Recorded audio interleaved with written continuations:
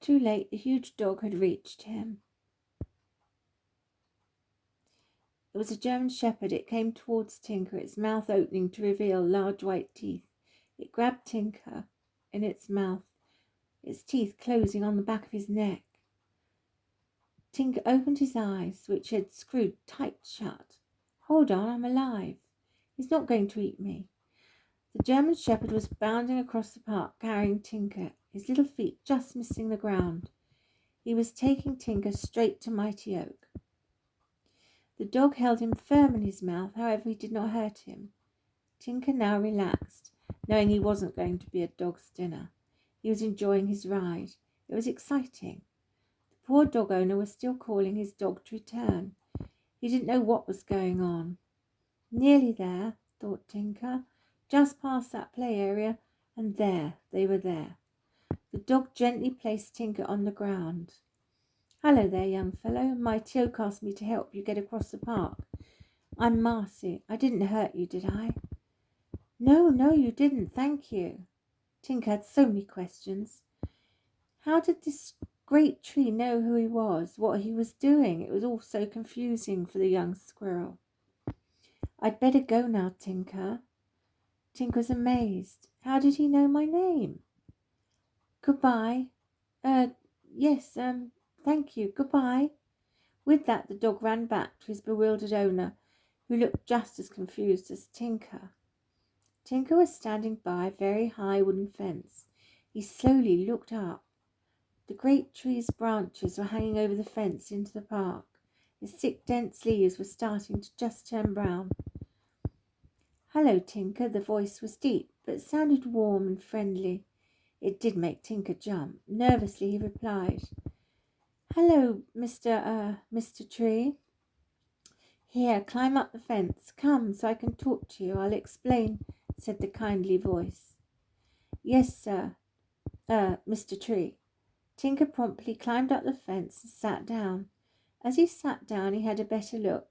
This tree was bigger than he even imagined. There was a winding path that led to a pretty cottage. The path met up the cottage's back door.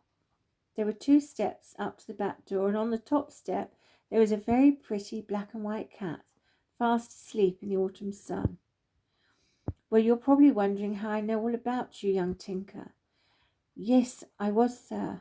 Your friend Zack sent word to me this morning that you were on your way. Could we please let your parents know when you'd arrived safely?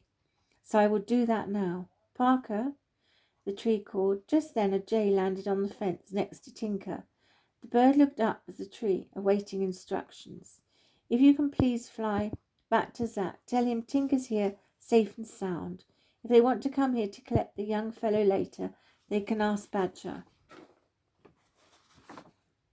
Oh, wait, silly me. No, I forgot. Badger doesn't like being out in the day. I know the deer. They won't mind.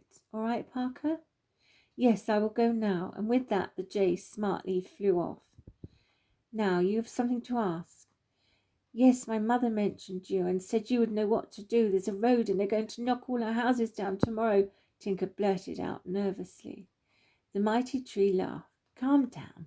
Tell me everything from the beginning. No need to be nervous. Tinker took a deep breath and started again. And when he was with Zack in the bushes and they overheard the 2 men talking, Mighty Oak listened patiently, letting the young squirrel finish his story. When Tinker had finished, the tree didn't say anything. Tinker felt awkward. It was so silent. Just then, Parker landed on the fence next to Tinker. Well, I've delivered the message. Your mum and dad sent their love. Oh, and to tell you they're very proud of you. Tinker suddenly blushed. They are coming later via the deer and have permission to bring young Zack with them. Thank you, Parker. I don't know what to do. I told Mighty Oak my story, but I think he's gone to sleep. He hasn't said anything for ages.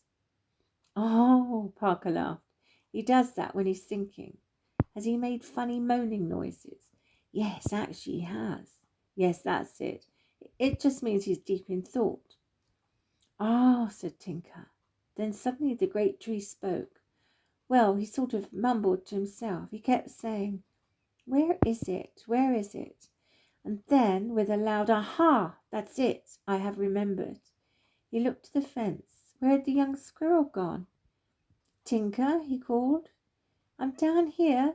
Tinker and Jay had fallen off the fence. Mighty Oak had given them such a start, they both fell off the fence. The great tree scooped them up with his branches and placed them back to the fence. Sorry, boys. There is a really important document we need to stop the road going ahead. Wow, Tinker did not expect this. He thought the mighty tree could help with evacuating everyone in time. It didn't occur to him he could actually stop it happening. This was marvellous. Poppy, Poppy, the great tree was calling to wake up the cat asleep on the back step, but it did not stir. That cat's so hard to wake up. Parker, will you please go and wake Poppy up for me? Me? No way. She nearly got me 3 days ago. That cat's got problems. Oh, yes, of course. Silly me. Tinker, can you wake Poppy up for me? I need to talk to her urgently. Tinker leapt the ground and ran along the winding path to the step where Poppy lay asleep. Silly bird, being scared of the cat, thought Tinker. It looked lovely, so cuddly and soft. Instead of gently waking the cat, for some reason in this young squirrel's mind, he came to the conclusion the best way to wake this cat up was to jump on it. Parker could not watch. He put his wings over his eyes. Mighty Oak was in the middle of saying, "No, not like that." Too late.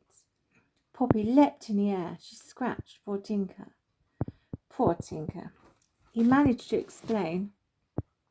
He said he was so sorry for waking Poppy up like that.